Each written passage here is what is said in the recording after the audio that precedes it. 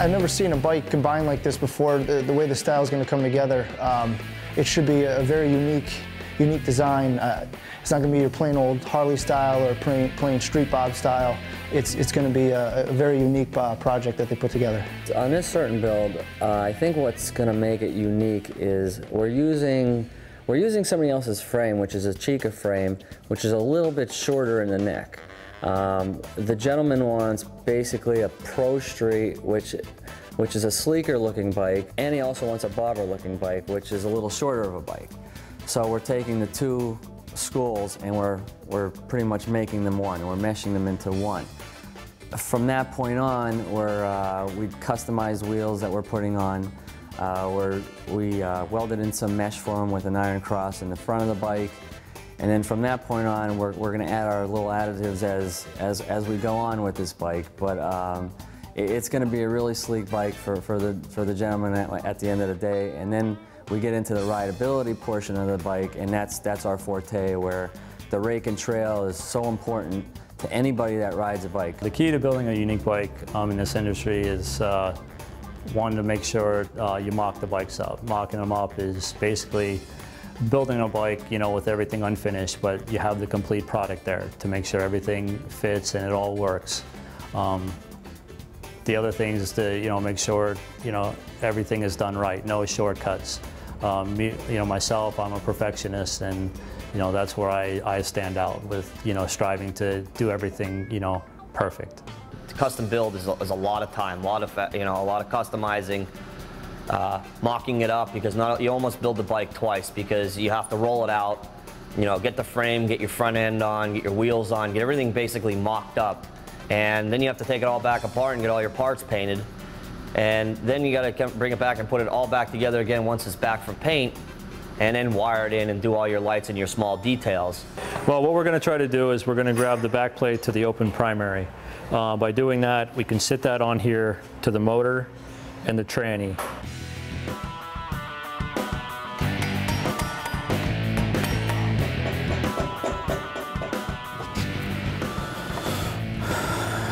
You still have some on the front end. Yeah, we're gonna have to shim this tranny up or something. Everything has to be in sync here, and right now our tranny is over too far that way. So we're trying to figure out a way to either move this tranny over, either by using an offset mount or using an offset front sprocket. Kevin's very by the book. He does everything perfect. Like, where sometimes you get rammy and you'll be like, wait a minute. He's very, very technical. He just taught me a great deal of things, especially with engines, on how to do stuff and how to do stuff a lot easier and the right way. It is very stressful tattooing. People think you have the life of Riley, which I do. I love my job. I have one of the best jobs in the world. But one of the things that tattoo artists do not get respect for is I cannot have a bad day. If I have a bad day, it's forever, it's screwed up. And it's extremely, and especially if you care as much as I do, that weighs very heavy on you. So you can't have a bad day. I mean, you just can't. It's got to be dead on every day. This needs to be all the way back or all the way forward. Go all the way back. Yeah, that's...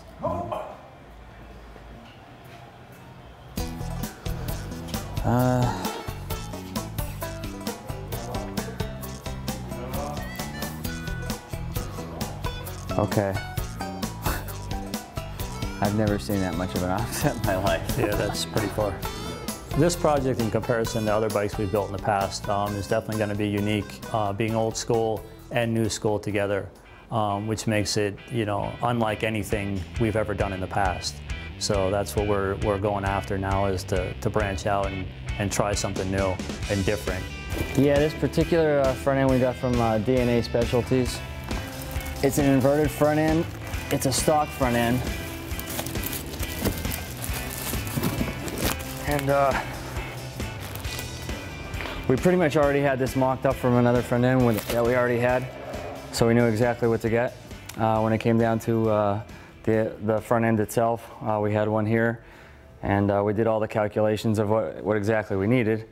So So we know what to order right off the bat, so I know this will fit perfectly, and we'll have no issues from the front end standpoint.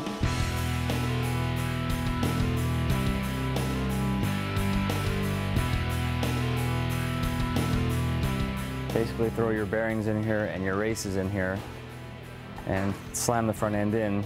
This front end actually takes a cup that a race and a bearing actually sits right in here.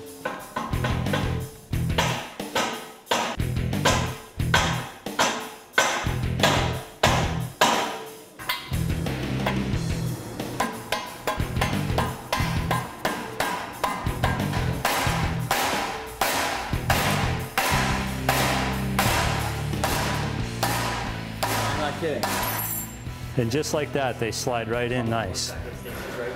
My fascination of building bikes at this point is every bike is different, every customer is different. Every time you sit down with a customer and you try to figure out what's in their head compared to what we envision the bike being is always different.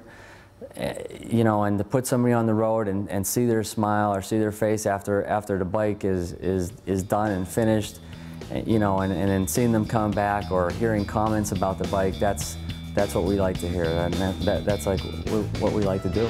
I met Frank when I walked in. Very informative, seems to know what he's talking about. Prices seem good. Death Row seems to have a pretty good name in the area. The guys, I checked out some of their bikes, their paint jobs, some of their work. Seems to be nice quality stuff.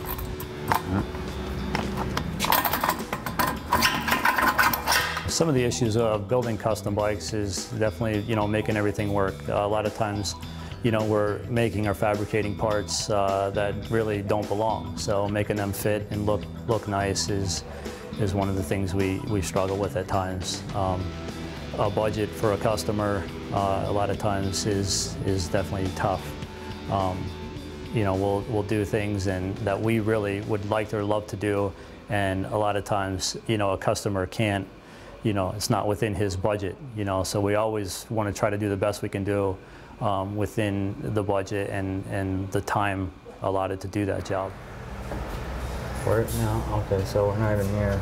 It'll hit the stop when this is up. What do I need? Oh, that's what I'm confused about. For some reason, it looks like these covers over here are too long, and it's not letting us, I mean, if you see this gap in here, it's not letting us draw it. Once you crank on here, on the bottom, it'll draw this up, but you can't draw this tree up because there's no room there.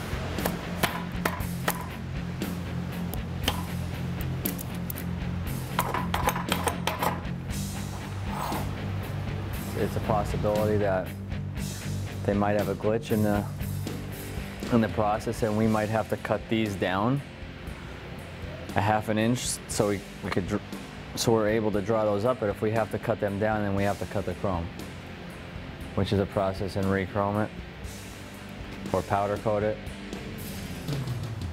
depending on the customer or what he would want to do. I'm hoping it's just something we might be missing. I don't think so. I don't think we're missing anything. I have a feeling they're going to tell us to cut these, and that wouldn't be the way to go for us.